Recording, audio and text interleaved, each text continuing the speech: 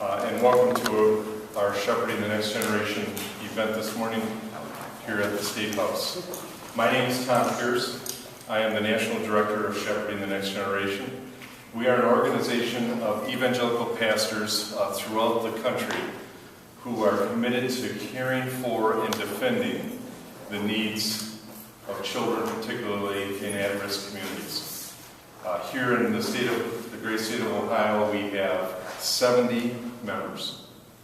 I'd like to welcome our esteemed speakers first off, and then they will simply come up in the order that we have set to share their thoughts with you. First off, we're privileged today to have two policymakers here in the room at this point, and we believe a third will be joining us when he can.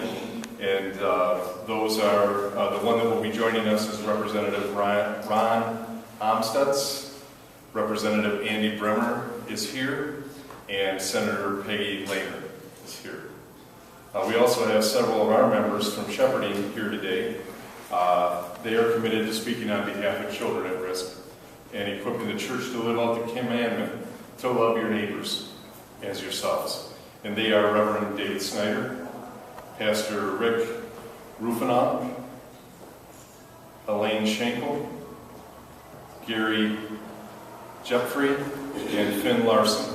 And I should have mentioned where they are all from, so I'm going to start over and say Reverend Dave Snyder is of the West Central Baptist Association, Pastor Rick Rufenacht with First Church of God in Defiance, Eleanor Shankle, Director of Rainbow Promise Child Care and Preschool in Defiance, Gary Jeffrey is with Bridge Ministries in Dayton, and Finn Larson is the Executive Director of Christian Educators Association International.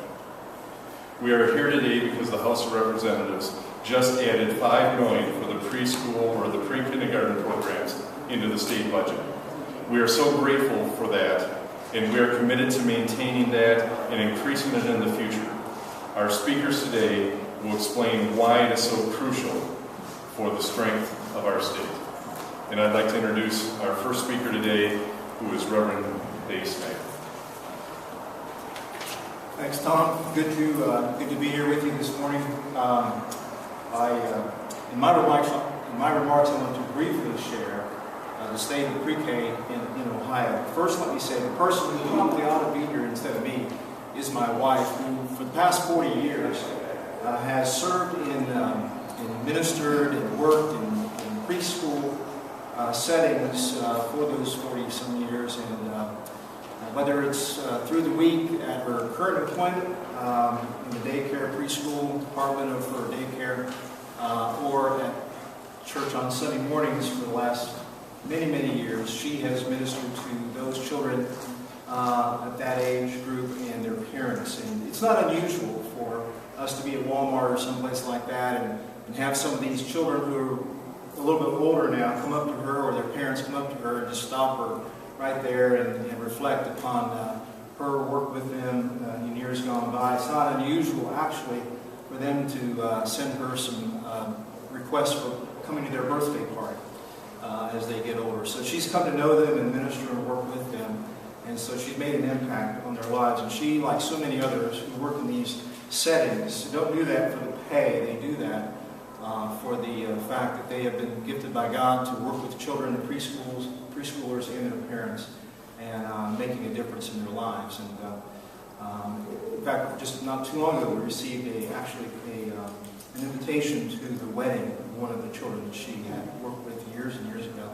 It's not unusual now, after all these years, for her to also work with the very children of the children who she has worked with through the years. So we're not talking merely about programs and allocations here. We're talking about people serving people.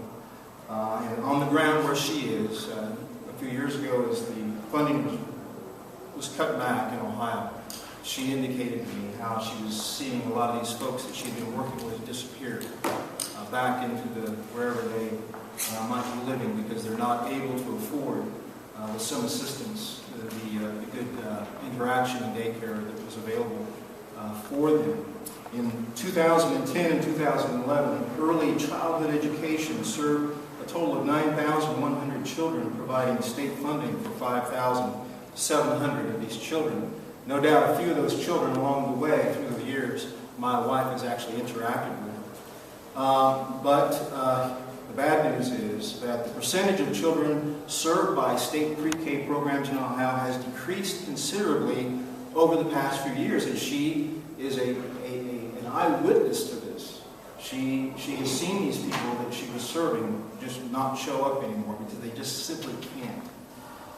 So over the past few years, funding has gone from 10% of all four-year-olds in 2008 to only 2% in 2011. So on behalf of her and all the folks who like her work and serve in these areas, I'm the first one to come home from work every day saying I'm complaining about our high taxes and about government overreach. But she reminds me very gently that there is a role for state government. There is a role for allocation of public funding to help these very at-risk people at a critical time in their lives where they can have the influence of people like my wife who can influence them toward family values and influence them toward godly values to live a life that is more reflective of the kind of things we want to see in strengthening families.